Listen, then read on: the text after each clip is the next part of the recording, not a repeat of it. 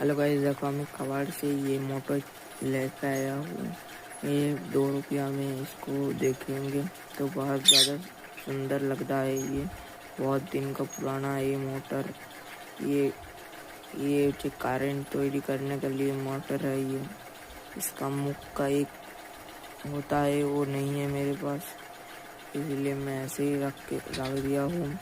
और देखो यहाँ पर एक प्लस की आइकॉन दिया है, ये कुछ नहीं दिया है। ये प्लस है बैटरी का, ये प्लस माइनस का। चलो इसको चला के देखते चलता है कि नहीं। हेलो गाइस, देखो ये মোটরটা জ্বলছে, কিন্তু এটার একবার করে জাম লেগে যাচ্ছে। দেখো এটা তারপর আরও ঘুরছে। যখনই জাম লেগে যাচ্ছে, এটা অনেক দিনের পুরনো, তো ওই জন্যে ভিডিওটি ভালো লাগলে লাইক করে চ্যানেলটি সাবস্ক্রাইব করুন প্লিজ। আর 12টা সাবস্ক্রাইবার আমার দরকার, তারপরে তোমরা একটু তাড়াতাড়ি 12টা সাবস্ক্রাইব কমপ্লিট করে দাও, তাহলে আমি অনেক খুশি হব। 12টা সাবস্ক্রাইব কমপ্লিট হয়ে গেলে, ঠিক আছে।